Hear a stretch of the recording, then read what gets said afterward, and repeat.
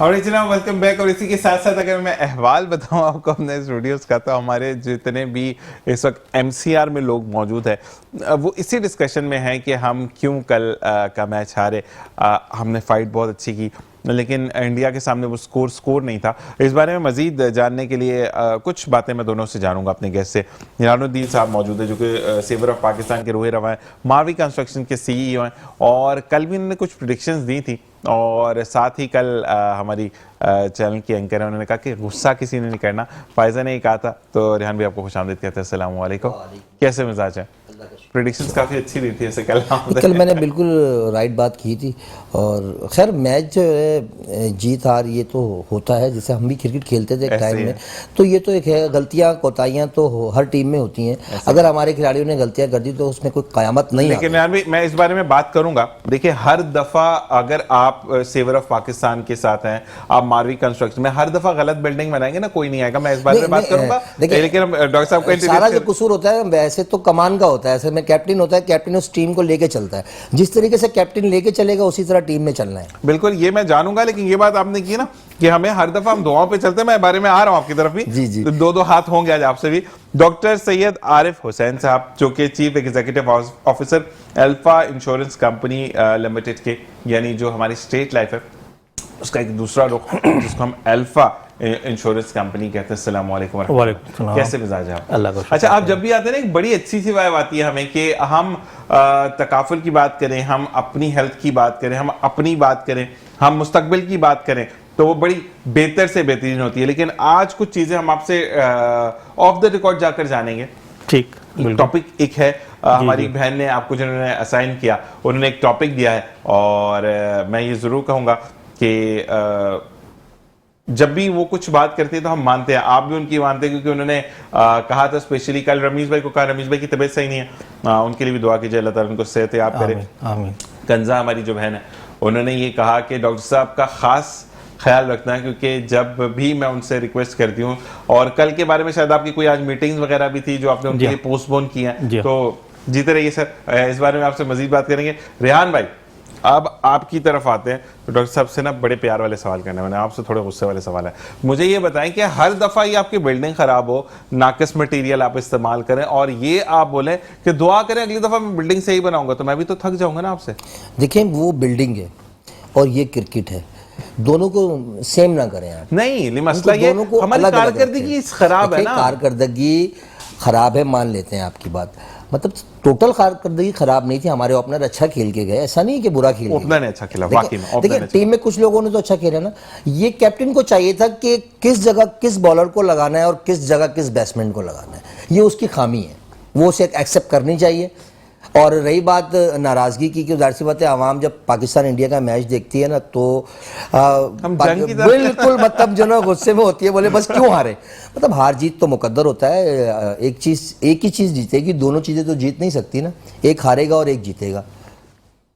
अच्छा, एक कॉलर ने भी ये कहा, यहाँ भी आपके लिए कॉल है, सुल्तान साहब हैं कोई जिन्होंने आपसे काम करवाया, उन्होंने कहा कि जितना ये बेस्ट काम करती है मारवी कंस्ट्रक्शन हर चीज़ में, और अगर ये फजूल में सपोर्ट करेंगे, और खाना ये बता रहे थे मुझे कि अगर रेहान भाई को मेरी तरफ से पैगाम दीजिएगा कि फजूल में अगर आपने टीम को सपोर्ट किया तो आपके साथ मैं भी आड़े हाथों लूंगा। देखिए बात ये कि टीम को मैं सपोर्ट हमेशा करूंगा, इसलिए कि अंडर 19 मैंने भी खेला हुआ है, तो मेरे लिए क्रिकेट बहुत अहमियत का हामिल है। ठीक है ना, गलतियां कोताहियां तो हमसे भी हुई हैं, कई दफ़ा हमने ऐसा काम कर दिया, गलत बॉलिंग कर दी, गलत बैटिंग की, जिसकी वजह से हमारी टीम हारी। मान तो रहे ना, कोई इशू नहीं है इसमें, मान तो रहे ना। हाँ बिल्कुल, तो मान नहीं रहे ना यहाँ पे। देखिए हमारे फिर वही बात वहाँ चली जाएगी जो हमारे जिनके गर्दन में सरिया लगा हुआ है और आज वो 804 बने हुए हैं, उन्होंने भी जब मैच खेले तो उनके भी तकब्बुर के आसमान पे तारे थे, तो तकब्बुर अल्लाह तबारक व तआला को भी पसंद नहीं है। ठीक है ना, अगर किसी खिलाड़ी से गलती है तो उसको एक्सेप्ट करे, कोई इशू नहीं है। मैच तो हार जीत का ही खेल है, ऐसा नहीं है कि मतलब कोई इसमें मुल्क की कोई चीज़ लगी हुई है, ऐसा कुछ भी नहीं है। अगर आपकी गलती है तो आप उसको एक्सेप्ट कर लें। मैं खुद भी एक्सेप्ट कर रहा हूँ कि कहाँ कहाँ गलती थी, कौन कौन खिलाड़ियों ने गलती की। बिल्कुल। हाँ, और मुझे बड़ी अच्छी रेहान भाई की बात है कि रेहान भाई ऑफ द ईयर भी बड़ी अच्छी बातें करते हैं, जो कि मुझे ऑन एयर जरूर करनी होती हैं कि जब अच्छी बात हो कि हमने पहले से जो मीम्स बनाने शुरू कर दिए थे वो भी गंदी बात थी? हम पहले से ही जो है ना शोर शराबा शुरू कर देते हैं हमारी आवाम। असल में हमारी आवाम जो है थोड़ा सा मामला ख़राब है उसका, वरना टीम ने कोई बुरा नहीं खेला, ओपनर बहुत अच्छा खेल गया। हम इस स्कोर पे भी जो है ना, इनको आपने देखा कि आखिरी में क्या पोजीशन थी, 12 बॉलों पे 17 रन थे। रेहान भाई, यहाँ पर ब्रेक का कहा जा रहा है, एक अर्जेंट ब्रेक है, उसके बाद वापस आते हैं और मजीद बात करेंगे और फिर रेहान भाई से सूरत हाल जानेंगे, डॉक्टर साहब से भी जानेंगे, चीज़ों को देखते रहिए मुस्कुराती स्वभावित ज़ीशान है। और वेलकम बैक। और इसी के साथ साथ डॉक्टर साहब की तरफ चलते हैं और फिर रेहान भाई की तरफ वापस आएंगे। डॉक्टर साहब, मुझे ये बताइएगा कि आपके लिए जैसे कंजा ने आपको लाइन अप किया और कंजा का एक सवाल था कि जब कोई माजूर हो जाता है, टांगों से माजूर हो जाए या हाथ से माजूर हो जाए, और उसके बाद अगर बाप का साया सर से उठ जाए, माँ हो और वो भी अलील हो, और उसके बाद लोग अपनाइयत दिखाकर ताने देते हैं या अपना बनकर डसते हैं, उस बारे में आप क्या कहेंगे? देखिए, ये एक मुस्लिम हकीकत है कि ऐसे लोग को मैं जहनी माजूर कहता हूँ जो इस तरह की हरकत करते हैं। टांगों से माजूर होना, हाथ पांव से माजूर होना, नाबीना होना, मेरे नज़दीक ये उस वक्त तक माजूरी नहीं है जब तक आप जहनी तौर पे अपने आप को माजूर ना समझें।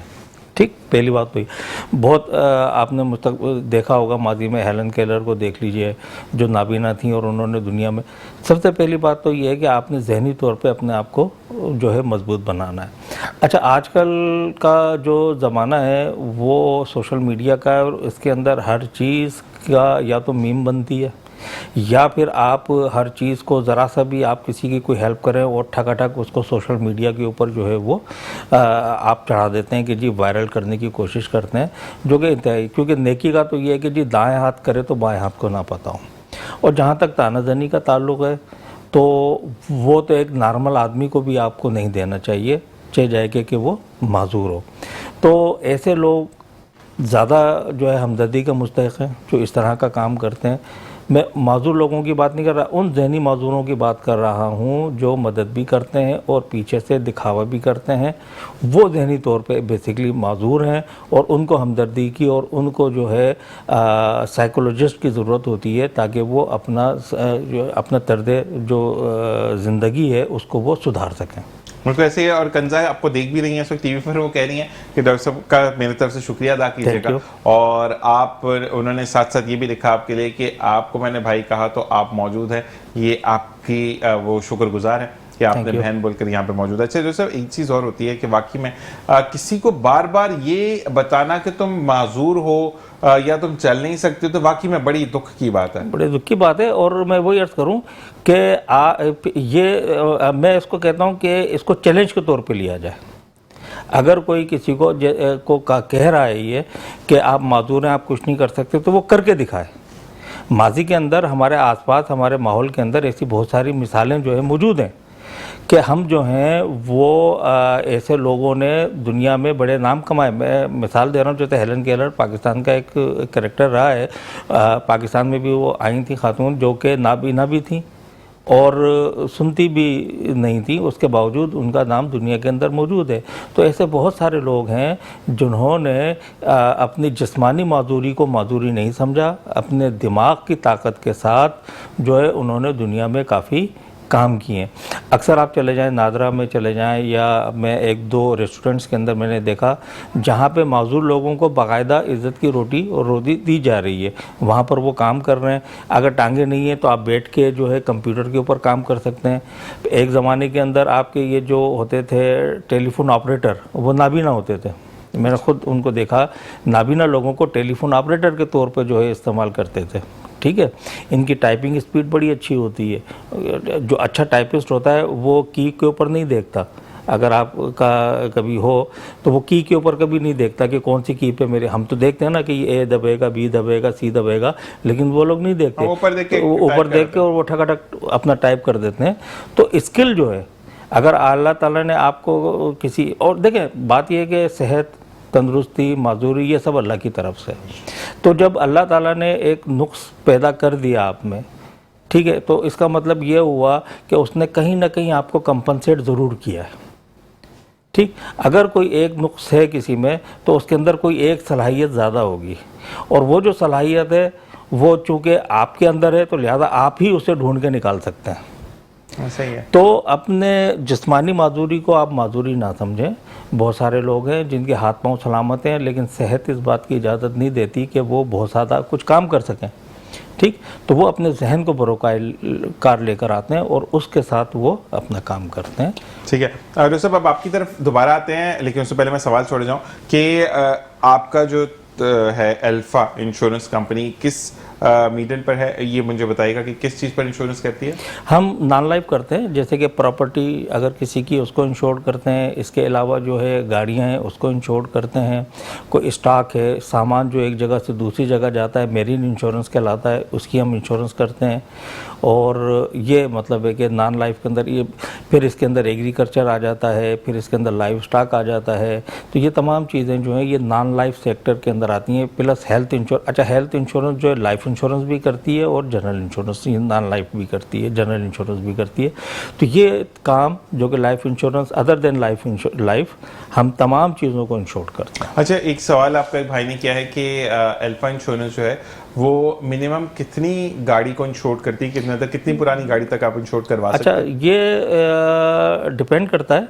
हम हर गाड़ी का प्री इंस्पेक्शन करते हैं, बल्कि अल्फ़ा को जो है के प्लेटफॉर्म से अगर आप चाहते हैं तो हम आपकी 20 साल पुरानी गाड़ी भी इंश्योर कर लेंगे। हर चीज़ की कीमत होती है, वो आपको अदा करनी होती है।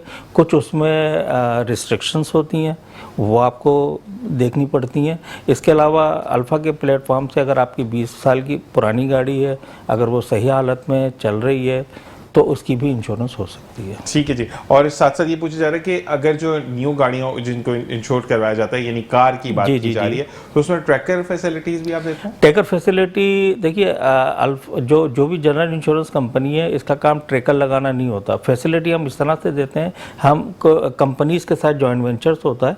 अगर कोई शख्स ये ख्वाहिश का इज़हार करता है कि जी हमारी को कंपनी का ट्रैकर आप खुद लगा के दें, तो फिर हम ये कहते हैं कि उन कंपनी जिनके साथ हमारा जॉइंट वेंचर होता है, हम उनसे कहते हैं कि जी आप इनको लगा दो, उसके अलग से चार्जेस होते हैं। ठीक है जी।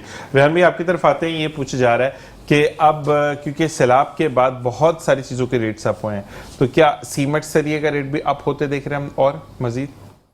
देखिए, अभी सैलाब के बाद तो जो नया माल आया है मेरे पास, तो कोई रेट बढ़े तो नहीं है, वही रेट पे आया है जिस रेट पे आया ठीक है। पहले आया था।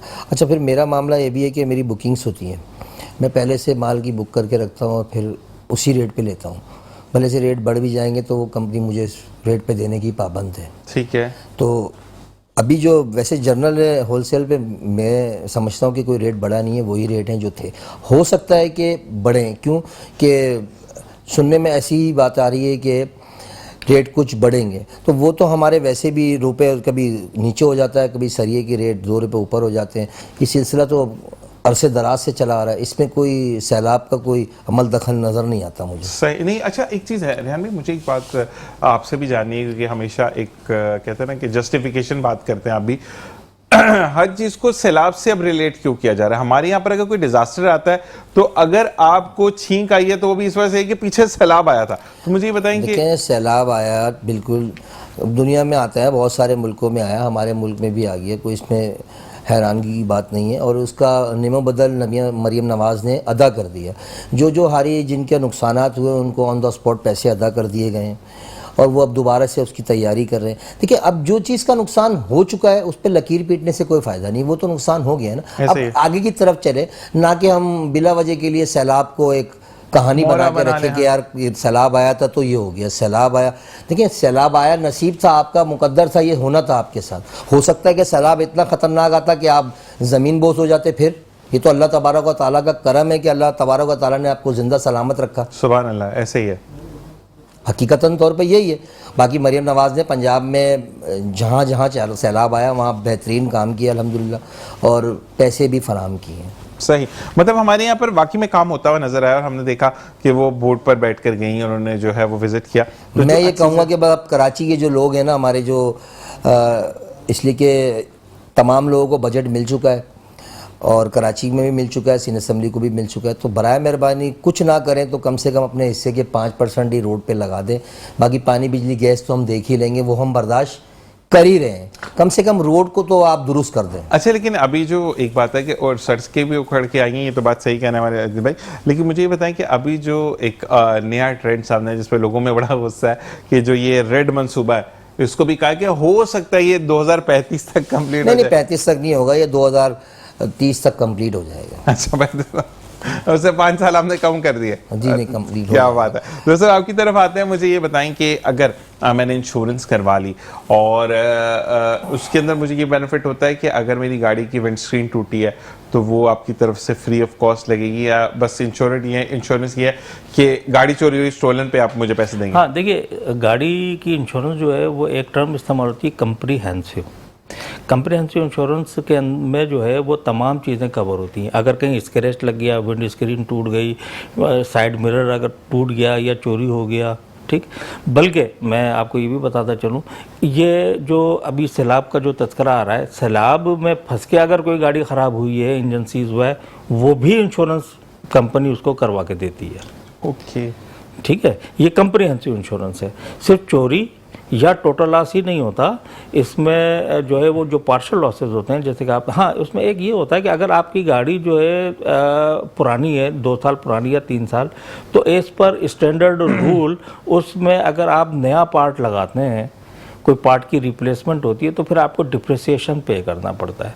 मसलन अगर फ़र्ज़ कीजिए कि कोई 100 रुपये का पार्ट एक नया लगा है, ठीक है, तो वो कंडीशन है कि कितने साल, तो 70 रुपये कंपनी पे करेगी, 30 रुपये आपने पे करना है। ठीक है, ठीक है। ये एक जो है वो अगर पुरानी कोई गाड़ी है तो उसके अंदर ये क्लॉज होती है, और ये एक स्टैंडर्ड क्लॉज है, ठीक है, और ये इसलिए भी होती है कि माल प्रैक्टिस को रोका जाए, ठीक है, वरना जी जी। अच्छा, एक और डॉक्टर साहब आपके लिए सवाल है कि अगर गाड़ी चोरी हो गई, रिकवर हो गई, ठीक है, लेकिन वो रिकवर होने के बाद काफ़ी अखबारात में और जगह जगह उसकी तशहीर हो चुकी है कि इस नंबर प्लेट की गाड़ी है, ये गाड़ी चोरी हुई है, ये है। अगर वो बरामद हो जाती है और जो जिसने इंश्योरेंस करवाई वो कहता है कि यार मेरी तो गाड़ी इतनी बदनाम हो चुकी है, मुझे ये गाड़ी नहीं चाहिए, तो फिर उस सिलसिले में क्या वो क्लेम का हकदार होता है? क्योंकि गाड़ी मिल गई है तो इंश्योरेंस कंपनी कहती है गाड़ी लो, हम पैसे नहीं देंगे। देखिए, डिपेंड करता है। अगर गाड़ी इंश्योरेंस कंपनी जब क्लेम सेटलमेंट करती है, मैंने पिछली दफ़ा भी कहा था कि एक फाइनल FIR करती है कि गाड़ी अब नहीं मिलेगी, तो इंश्योरेंस कंपनी गाड़ी की रकम पे कर देती है। उसके बाद अगर फ़र्ज़ कीजिए सेकेंड डे अगर गाड़ी मिल गई, तो वो जो गाड़ी है वो जो है फिर इंश्योरेंस कंपनी अपनी ओनरशिप में ले लेती है। ठीक, अब वो इंश्योरेंस कंपनी की मिल्कियत होती है और वो इंश्योरेंस कंपनी फिर उसके साथ जो भी है, लेकिन वो क्लेमेंट को वापस नहीं करेगी गाड़ी। ठीक है। अगर क्लेमेंट ने पैसे ले लिए हैं तो ठीक है, और उसको पैसे उसको अदा कर दिए, और अदा करने के बाद गाड़ी अगर मिल जाती है, थेफ्ट की गाड़ी रिकवर हो जाती है, तो वो रिकवर होने के बाद वो इंश्योरेंस कंपनी की मिल्कियत होगी। अच्छा जी, कॉल्स एक और कॉल आई कि अगर हमारी गाड़ी 2025 की है और 2025 में दोनों के लिए अब ये पूछा जा रहा है, बाइक के लिए भी पूछा जा रहा है और गाड़ी के लिए भी पूछा जा रहा है, ठीक है, 2025 की है, और क्योंकि 2025 चल रहा है, इसी साल में हमने रजिस्टर भी करवाई आपसे, यानी इंश्योरेंस भी करवा ली, तो मुझे बताएं कि गाड़ी अगर उस सूरत में चोरी हो जाती है और नहीं मिल रही है, तो 100% यानी अगर 10 रुपए की गाड़ी है तो हमें 10 रुपए ही मिलेंगे या हमें 6 रुपए या 5 रुपए मिलेंगे? जी, देखिए, इसमें 2 चीज़ें होती हैं कि आपने गाड़ी की इंश्योरेंस किस अमाउंट पे कराई है, मार्केट वैल्यू, और एक होती है इंश्योरेंस। अच्छा, एक फ़र्ज़ कीजिए मैंने गाड़ी पुरानी ली, मैं थोड़ा सा, और वो गाड़ी उस वक्त 10 लाख की, लेकिन आज वो गाड़ी 15 लाख की हो गई है, गाड़ी की कीमतें बढ़ी हैं, तो मैं इंश्योरेंस लोगों को, मतलब जो कराना चाहते हैं उनको ये एडवाइस करूंगा कि मार्केट वैल्यू के ऊपर वो उसको इंश्योर कराएं। बेशक आपने 10 लाख की गाड़ी ली, लेकिन आज की मालियत जो है वो 15 लाख रुपए, तो आप 15 लाख रुपए के ऊपर इंश्योरेंस कराएं, और इंश्योरेंस कंपनी आपको 15 लाख रुपए ही देगी, कोई कमी नहीं करेगी, 1 रुपया कम नहीं करेगी। और अगर टोटल लॉस हो जाती है तो फिर उसके अंदर थोड़ी सी नेगोशिएशन होती है, लेकिन थेफ्ट की सूरत में जो सम एश्योर्ड है, जितने की गाड़ी आपने इंश्योरेंस कराई है उतना ही पैसा थेफ्ट की सूरत में आपको मिलेगा। ठीक है। अच्छा, आपने जब चेक दिया, एक सवाल मेरा भी है कि फर्ज करें आपने चेक देती है ना कंपनी आपकी, ठीक है, चेक दिया तो चेक एक कितने दिन में वो कैश हो जाता है, और क्या फिर उसके एवज में दूसरी गाड़ी ले सकता हूँ या अलाउड नहीं होता कि मैं गाड़ी? नहीं, वो जब आपको चेक दे दिया, फर्ज कीजिए कि जिस बैंक का मैंने चेक दिया उसी बैंक का उनका अकाउंट है, तो सेम डे ट्रांसफ़र हो जाएगा। अदरवाइज मेरे ख्याल में जो तरीक़ेकार है 24 घंटे का जो उसमें वो कैश हो जाता है, क्योंकि कोई भी इंश्योरेंस कंपनी जब किसी का चेक देती है तो उसका पैसा अलग से उठा के रख देती है ताकि चेक बाउंस ना हो। ठीक है ना, तो ये मैं हर कंपनी की बात कर रहा हूँ, मैं अल्फ़ा की बात नहीं कर रहा, हर कंपनी की। तो मकसद उसका ये है कि आपका ने चेक दिया, आपको आपने चेक दिया, अगर वो सेम बैंक है तो सेम डे में ट्रांसफ़र हो जाएगा, अगर बैंक अगर डिफरेंट है तो डिफरेंट, मतलब है कि 2 दिन 3 दिन जो एक मुनासिब। बातों का ये होता है कि एक शहर दूसरे शहर, और समटाइम ऐसा भी होता है कि बीच में फ्राइडे वाला दिन आप आ गए तो सैटरडे संडे नहीं होता, फिर मंडे के बाद ट्यूसडे तक वो जाके क्लियर होता है। मतलब वो जो बैंक की टाइमिंग है वो जो भी है, जो नॉर्मल आपकी ट्रांजैक्शन का जो टाइम होता है वही टाइम इसमें लगता है, और इसमें कोई मतलब तो उसके बाद आप फिर ले सकते हैं गाड़ी, आपकी मर्जी। डेफिनेटली वो पैसा आपको दिए से लिए, और हम तो कहेंगे वो आप गाड़ी लें और उसको भी हमसे इंश्योर कराएं। जबरदस्त जबरदस्त। अच्छा डॉक्टर साहब, आपके लिए एक सवाल और ये है कि अगर कोई शख्स, बिल्कुल जी हमारा भी यही था, और ये कंजा की तरफ से सवाल आए हैं कि वो ये चाहे, वो कह रही हैं कि आपने जो है वो अब एक सेशन रखें, जो कि हमारी बात हो रही थी कि यहाँ पर लोगों को बैठकर गाइड करेंगे बेसिकली इंश्योरेंस किस तरह होती है एज ए टीचर। तो अभी तो हम सवालात करें, लेकिन उस वक्त हम सारे आपके स्टूडेंट्स होंगे, you are the teacher, you just tell us how to do the insurance और बेनिफिट्स ऑफ इंश्योरेंस, और जिसके नेगेटिव क्लॉज भी क्या हो सकते हैं जी, वो भी हमें बताना जरूरी है। तो नेक्स्ट सेशन पे कंजा हम बिल्कुल यही करेंगे कि डॉक्टर साहब से हम पूछेंगे कि हम इंश्योरेंस कैसे कर सकते हैं। डॉक्टर साहब, मैं आपसे चाहूंगा कि आप अगली दफा जब आए इंशाल्लाह, तो आप अपने साथ वो पेपर होता है, वो फॉर्म होता है, जो भी होता है वो साथ लेकर आइएगा, ताकि हम अपनी आवाम को दिखा सके कि बेसिकली अल्फा इंश्योरेंस कंपनी का क्या फॉर्म है, क्या उसकी ऑथेंटिसिटी है, क्योंकि आजकल आपको पता है कि मार्केट में बड़े चीटर्स आ चुके हैं। जी जी जी, नहीं इसमें देखिए होता क्या है कि SCCP के रेगुलेटेड कंपनीज़ हैं, ठीक है ना, ये एक रेगुलेटेड बॉडी है, पब्लिक लिमिटेड कंपनीज़ होती हैं इंश्योरेंस कंपनीज़, ठीक है, जितनी भी इंश्योरेंस कंपनीज़ हैं। SCCP उसको लाइसेंस देता है, और लाइसेंस देने के बाद उनको अलाउ किया जाता है कि वो अंडरराइट कर सकें बिजनेस का।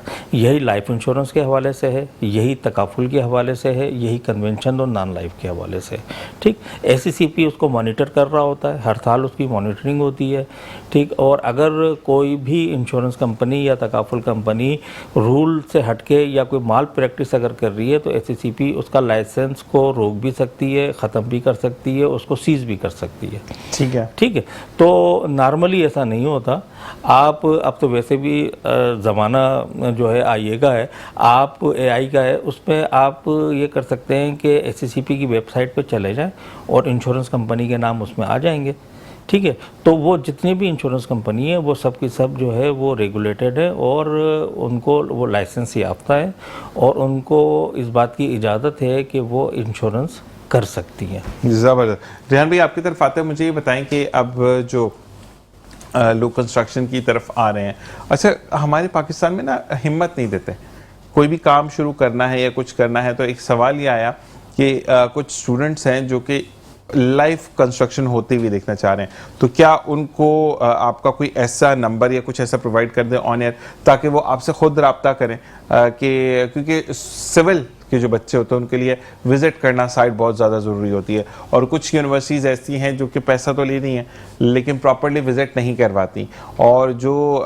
बच्चों का ये भी कहना है कि जो एक CEO बात कर सकता है, क्योंकि वो CEO जो कि फील्ड में खुद भी उतरता है, ये CEO नहीं कि वो AC वाले कमरे में बैठे हैं, सबको आप खुद भी फील्ड में जाते हैं, देखते हैं। तो मुझे ये बताएं कि उन बच्चों के लिए क्या रहनुमाई होगी आपकी तरफ से? वो जो रहनुमाई चाहते हैं मिल जाएगी। नंबर आप नोट कर लें मेरा, बोले सामने 031500292991 मेरा नंबर है। आप अगर भराई के टाइम पे आना चाहते हैं या स्टील फिटिंग के टाइम पे आना चाहते हैं, या जो चीज़ से आपको इंटरेस्ट है, उसको क्या कहते हैं वो जो आप लोग पूरे वो फट्टे ठोकते हैं, या वो शटरिंग के टाइम पे अगर कोई आना चाहे? हाँ, शटरिंग के टाइम पे आना चाहे शटरिंग के टाइम पे आ जाए, कोई इशू नहीं है। मतलब वो, और आपका टाइमिंग डिफरेंट होते हैं या देखिए वो सुबह का ही टाइम है, वो डिफरेंट नहीं है, वो सुबह का ही टाइम है। अब 8 बजे के बाद किसी भी टाइम आ जाए 5 बजे तक। अच्छा, एक बात आपके लिए कॉल है, उसके बाद हम ब्रेक पे जाएंगे, आंसर बाद में लेंगे आपसे। एक खातून ने कहा है कि अगर ऐसे मजदूरों के रहनुमा होते हैं तो फिर तो मजदूर भी अच्छा काम करते हैं, क्योंकि इतने फिट एंड हैंडसम बंदे। तो आपके लिए तारीफ का कॉल आई थी, तो इस तरफ चलते हैं ब्रेक पे, और ब्रेक से वापस आएंगे, मजीद बात करेंगे। देखते रहिए मुस्कुराती सुबह विद ज़ीशान हसन। और जनाब वेलकम बैक। और हम आते हैं डॉक्टर साहब की तरफ। डॉक्टर साहब मुझे ये बताइएगा कि रेहान भाई, नाम नहीं लेंगे, रेहान भाई नाम ले लेते हैं, रेहान भाई नाम नहीं लीजिएगा, लेकिन आपको याद होगा कि एक सवाल हमारा हुआ था कि कुछ लोगों को हेल्थ कार्ड की ज़रूरत है जो कि स्टेट लाइफ से थी। स्टेट लाइफ नहीं कर रही ना, वो हमारे थे इजाज सिद्दीकी साहब। हाँ। तो उन्होंने इनकार इस बात पे किया था कि वो कर ही नहीं रहे ये पॉलिसी ना। हाँ, तो ये जरा उनके पास नहीं है पॉलिसी। मैं आपको ज़रा सा बता दूं, क्योंकि स्टेट लाइफ मेरी पेरेंट कंपनी है, तो स्टेट लाइफ को ये एक एडवांटेज है कि वो, देखिए, हेल्थ दो किस्म की होती हैं, एक कारपोरेट हेल्थ और एक सोशल हेल्थ। इस वक्त पाकिस्तान में जो है टॉप के ऊपर जो स्टेट लाइफ है जो कोई सोशल हेल्थ कर रही है। मीनवाइल जब वो सोशल हेल्थ कर रही थी उस वक्त वो कारपोरेट हेल्थ नहीं कर रही थी, लेकिन अब अल्फा के साथ मिलके उन्होंने कारपोरेट हेल्थ भी शुरू कर दिया 2-3 साल से। ठीक है। अब कारपोरेट हेल्थ क्या होती है? कारपोरेट हेल्थ ये होती है कि किसी भी इदारे के अंदर जो मुलाजमीन हैं, उनकी बीवी, उनके बच्चे, ठीक है ना, या उनके पेरेंट्स, तो ये एक ग्रुप बन गया। तो उस ग्रुप के तमाम लोगों की लिस्ट जो है वो किसी इंश्योरेंस कंपनी के पास जाती है और वो एक सर्टेन परसेंटेज वो सम एश्योर्ड उनका दे देते हैं। हर एक की एक लिमिट होती है कि जी मैं 5 लाख की लिमिट, कि अगर मैं एक दफ़ा हॉस्पिटलाइज हूँ तो मुझे 5 लाख रुपए तक की फैसिलिटी मिल जाए, उसमें रूम रेंट।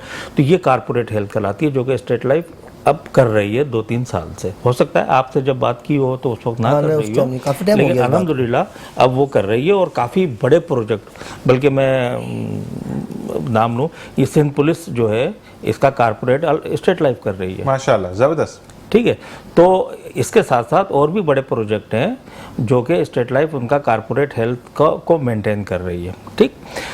अच्छा, अभी हम जो आप जब थे तो उस वक्त बात हो रही थी कि एक्सीडेंटल हॉस्पिटलाइजेशन की भी इंश्योरेंस हो सकती है। हमारे यहाँ एक पॉलिसी होती है, PA कहलाती है, पर्सनल एक्सीडेंट पॉलिसी। तो पर्सनल एक्सीडेंट पॉलिसी ख़ासतौर पर हमने शुरू की थी बाइकर्स के लिए। सही। ठीक है। ये जो बाइकर्स हैं हमारे बेचारे, मतलब बाइकर से मुराद ये है कि जो भी बाइक चला रहा है, तो वो उनको मैं ये कहूँगा कि आप अपनी जो है पर्सनल एक्सीडेंट की पॉलिसी लें और उसमें 20% 25% जो है एक अंसर डाल दें किस के हॉस्पिटलाइजेशन का। अगर एक्सीडेंट होता है और वो एक्सीडेंट की वजह से हॉस्पिटल जाता है, अगर एक आध दिन वो एडमिट, देखिए छोटी मोटी चोटों की इलाज वो इंश्योरेंस नहीं होती है, ये चीज़ आ जाती है OPD के अंदर। OPD की इंश्योरेंस अमूमन नहीं होती है। ठीक है।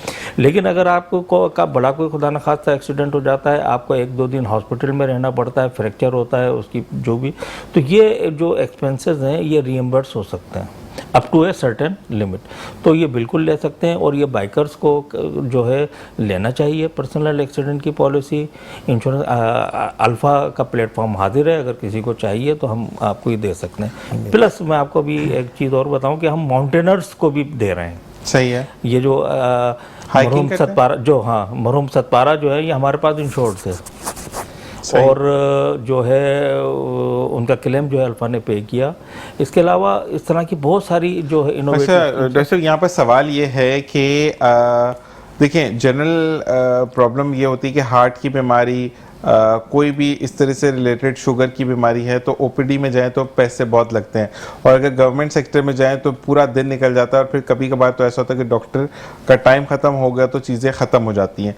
तो इस हवाले से डॉक्टर साहब से ये पता करके बताइए कि कोई ऐसा कार्ड बने कि जिस पे एक लिमिट अच्छी हो और आप OPD में भी जाके दिखाइए, आपको एडमिट किया जाए तो वहीं पर आपका ECG, आपके हार्ट के टेस्ट, आपका जो स्टंट वगैरह का डलना है तो वो इंश्योरेंस कंपनी पे करें। बिल्कुल जी। इंश्योरेंस मैंने अर्ज किया कि 2 किस्म की होती है, एक कारपोरेट। अब ये जो बात आप कर रहे हैं ये इंडिविजुअल फैमिली की बात हो गई, इंडिविजुअल फैमिली, बिल्कुल फैमिली होगी। तो कंपनीज जो हैं इसके ऊपर भी काम कर रही हैं और उसमें क्या होता है कि वो जो इंडिविजुअल एक घर है, मियाँ बीवी बच्चे, उन सब की, अगर आप इंडिविजुअल अपनी लेना चाहेंगे तो उसमें भी प्रॉब्लम आती है, उसमें माल प्रैक्टिस और ये तमाम अनासर जो हैं वो शामिल होते हैं।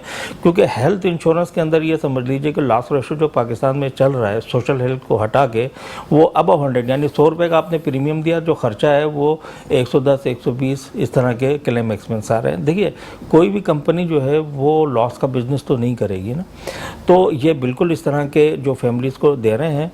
और बहुत सारी अब इंश्योरेंस कंपनी ये भी कर रही हैं कि उनको फैसिलिटेट भी करती हैं वो आप उनका कार्ड बनवा लें, उसके बाद वो आपको अरेंज करके देती हैं ओपीडी की फैसिलिटी। ओपीडी को इंश्योर नहीं करती, देखिए, क्योंकि बात ये कि टेस्ट वगैरह के जो एक्सपेंसेस हैं वो इतने ज़्यादा होते हैं कि कोई भी इंश्योरेंस कंपनी उसको अगर करेगी, अगर 1 लाख की लिमिट दे रही है तो 90,000 रुपये प्रीमियम लेगी वो, ठीक है, क्योंकि ये कंज्यूम हो जाती है। हॉस्पिटलाइज होने में बंदा 10 दफ़ा सोचता है, लेकिन टेस्ट कराने में बिल्कुल नहीं सोचता, चलो चले जाएं और टेस्ट करवा लें। तो ये इस तरह की जो है स्टेट लाइफ की भी ये फैसिलिटी दे रही है, उनकी हॉटलाइन होती है, वहाँ पर वो आपको फैसिलिटेट करते हैं कि जी फलाने हॉस्पिटल में चले जाएं। बहुत सारे हैं जो कि 24 लिस्ट तो वो खुद ही बताएंगे, लेकिन ये पूछा जा रहा है कि मैक्सिमम कितने की इंश्योरेंस हो सकती है फैमिली की, और उसका क्या ईयरली या मंथली क्या बनता है? देखिए, ये डिपेंड करता है आपकी एज के ऊपर, ठीक है, क्योंकि अगर कोई 40 का है तो, हाँ, अगर एज है तो फिर आपका प्रीमियम कम होगा, ये तो थंब रूल है। ठीक है, तो कम मैक्सिमम कितनी एज वाला? अब फर्ज कीजिएगा, अगर आप लिमिट आपके ऊपर डिपेंड करता है, आप 5 लाख की लिमिट लेना चाह रहे हैं तो पूरी फैमिली की 5-5 लाख की होगी, तो इसका मतलब अगर 5 मेंबर हैं तो 2.5 मिलियन की होगी पूरी फैमिली की। तो अच्छा, उसमें क्या होता है कि पर फैमिली में फिर जो है वो तकरीबन जो है आपका 30,000, 35,000, 40,000 के करीब आपका प्रीमियम बन जाता है ईयरली पर बंदा। ठीक है, अच्छा मुझे ये बताएं कि मैक्सिमम लिमिट 5 लाख है? नहीं, आप 10 लाख ले लें, प्रीमियम बढ़ जाएगा। ठीक है, मतलब वो आपके ऊपर है, आपके ऊपर है, क्योंकि हम ये देखते हैं कारपोरेट में खासतौर पे ये देखा जाता है कि वहाँ पे कैटेगराइज होती है, क्योंकि देखिए इलाज सबका एक ही तरह का होता है। सही। डिफरेंस कहाँ आता है? रूम रेंट के ऊपर। ऐसा ही है, रूम रेंट, या लाजमन सी बात है कि जो अपेंडिक्स का ऑपरेशन है, अगर वो जनरल वार्ड में रहेगा तो खर्चा कम आएगा, वही ऑपरेशन का खर्चा तो वही है, लेकिन अगर वो रहे एग्जीक्यूटिव रूम में तो उसका रूम का खर्चा ज़्यादा होगा। तो ये डिपेंड करता है आपके रूम्स लिमिट के ऊपर।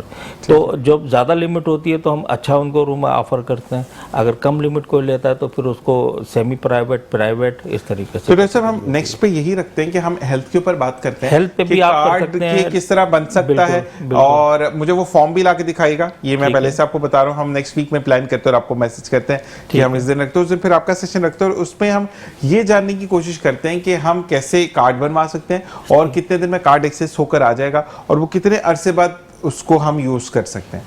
ठीक है जी। रेहान भाई आपकी तरफ आते हैं अब, क्योंकि एक तारीफ की बात आई तो मुझे ये बताइएगा कि कितना गिरफ्त आने में, यानी अब तो आपका वो वाला है ना कि आप बैठे बैठे आंखों से ही कैलकुलेट करके बता देंगे कि यहाँ पर अगर इतनी जगह है, ये कमरा बनना है, इतनी लागत आएगी, इतना छत पे डल जाएगा, ये चीज़ें, और इतने दिन में ये काम खत्म हो जाएगा। तो मुझे बताएं कि इस चीज़ पे गिरफ्त लाने पे कितना टाइम मिनिमम दरकार होता है कि आप जब कैलकुलेशन फ्री ऑफ माइंड के बैठे बैठे, अभी मैं आपसे याद होगा कि एक अरसे पहले मैंने आपसे कैलकुलेट करवाया था कमरा, तो आपने यूं कैलकुलेट करके बता दिया था, और मैं सोच ही रहा था कि अभी ये बताएंगे। मुझे हंसी यूं आ रही है कि अगर गधे पे किताबें लाद देंगे तो वो पढ़ नहीं लेगा।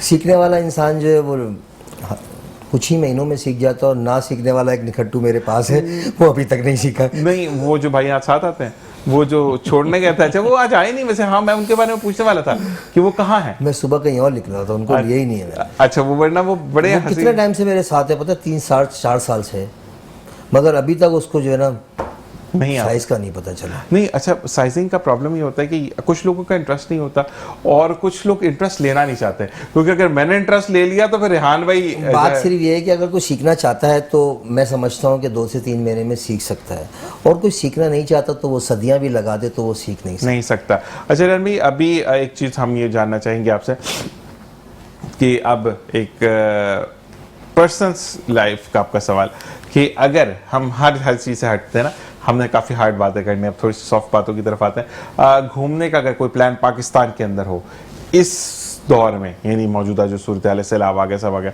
कौन सी तरफ जाना चाहेंगे? कश्मीर जाना चाहूँगा मैं तो। कश्मीर, चौकी समानी या बिम्बर जाना चाहेंगे? नीलम पे चला जाऊँगा। नीलम पे जाएंगे। अच्छा ये बताएं, मौसम की वजह से कह रहे हैं कि कराची में गर्मी आ गई? नहीं, वैसे भी सुकून है वहाँ ये है। अच्छा, लेकिन एक चीज़ कि जितना भी सुकून मिले, लेकिन क्योंकि हम कराची रेजिडेंट से तो वापस आकर सुकून कराची में मिलता है, मानते हैं ना? देखिए, ये तो आप जहाँ के मकामी होते हैं, आप दुनिया के किसी भी कोने में चले जाएं, चाहे 10 साल रह लें, मगर बाद में आपको याद ज़रूर आती है घर जाना है। ये जो घर है ना, ये बड़ा अहमियत का हामिल है हर जिंदगी में। हमें बेशक कहीं भी चला जाए, बोला घर जाना है, अब घर जाना है बस। अच्छा, घर के लिए मैं कराची के लिए एक बात ये जरूर कहता हूँ कि जहाँ पर जितनी तकलीफें हैं, जिसके अंदर ठेकेदार की हम जैसे बात करते हैं, क्योंकि मैं कुछ बातें नहीं छेड़ा, जैसे अगर के इलेक्ट्रिक की बात है तो रिहान भाई स्टार्ट हो जाएंगे। तकलीफें तो हर जगह होती हैं, तकलीफ ना आए जिंदगी में तो जिंदगी का मजा भी नहीं है। लेकिन मैं रिहान भाई ये जिंदगी कहूंगा, बिल्कुल सही से चलती रहे तो फिर क्या मजा जिंदगी नहीं, लेकिन कराची वो है कि जो आपको हर चीज सिखाता है, आपको सब्र भी सिखाता है, आपको लेन देन भी सिखाता है, आपको ये भी सिखाता है कि कोई मौका आए, यानी सैलाब ज़दगान के लिए भी हम कराची वाले सब खड़े हुए, लोगों ने अपने घर से चीज़ें ला के दी। और मुझे ये बड़ा अच्छा लगता है अपने कराची के लिए, मैं ज़रूर ये कहता हूँ अपने जितने भी शहरी कराची के हैं या सिंध के हैं, कि हमारे यहाँ पर ये नहीं होता कि फटा पुराना, अगर सैलाब आया तो वो अपने अच्छे कपड़े देते हैं। कि मुझे एक भाई से मेरी बात हुई तो कहते मैंने एक खातून से ये पूछा कि आपने तो इतने नए नए कपड़े दे दिए, मतलब पहने हुए थे लेकिन हार्डली कोई 2 दफ़ा या 1 दफ़ा पहना होगा।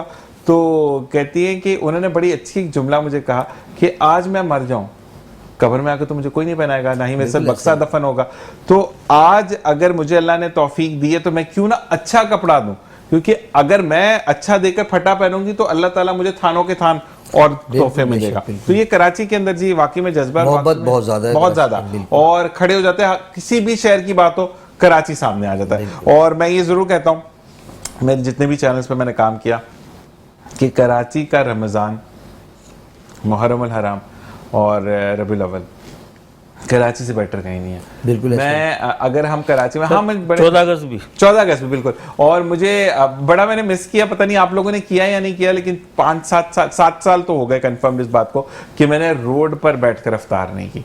मैंने 7 साल पहले की थी, वो भी ऐसे की थी रान भाई, हम एक जगह जा रहे थे, किसी के घर गए थे, वापसी पर मुझे आना था ऑफिस की तरफ, तो मैं आया, रास्ते में ट्रैफिक जैम और अफ्तार के 10 मिनट रह गए। आप यकीन करें कि बाइक वाले भाई जिनके साथ हमारे थे, बंदे आगे खड़े होकर तो जाने ही नहीं देंगे। अच्छा, कुछ ऐसी जगह पता है डर गया ना कि डकैत ना हो, कहते सर रोज़ा खुलने का टाइम है, आप आए, आपके लिए खाना भी तैयार है। तो ये हमारे कराची के अंदर ये निज़ाम हमारे कराची में बहुत आम है। ठीक है जी, ऑलराइट जी। और इसी के साथ साथ बहुत बहुत शुक्रिया आप दोनों का कि आप लोग तशरीफ लेकर आए। रोहित साहब, आपके लिए मैंने आपको काम दे दिया कि आपको करना है। रेहान भाई, आपका बहुत बहुत शुक्रिया। और यहाँ पर मैं भी चाहूँगा इस दुआ के साथ इजाज़त की, जहाँ रहिए खुश रहिए, खुशियाँ बिखेरते रहे। दियन साथ सुना तो आपसे आपको इंशाल्लाह फिर कल मुलाकात होगी। कोई भी बात बुरी लगी हो तो बिल्कुल जी, कोई बात बुरी लगी हो तो मैं माफ़ी चाहूँगा। और जब भी मैं चाहे टीम मेट्रो 1 के लिए अपनी दुआओं में याद रखिएगा, इम्तियाज़ मीर भाई को अपनी दुआ में याद रखिएगा। पाकिस्तान जिंदाबाद, पाक आर्मी पाइंदाबाद के साथ इंशाल्लाह कल फिर मुलाकात होगी। मेरे गेस्ट की जानिब से, मेरी जानिब से अल्लाह निगहबान।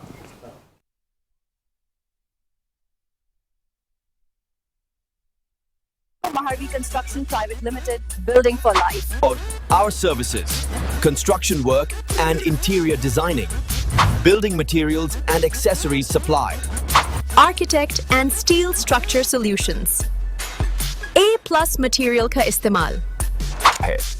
हर प्रोजेक्ट बेहतरीन इंजीनियर्स की ज़ेरे निगरानी रेडी किया जाता है।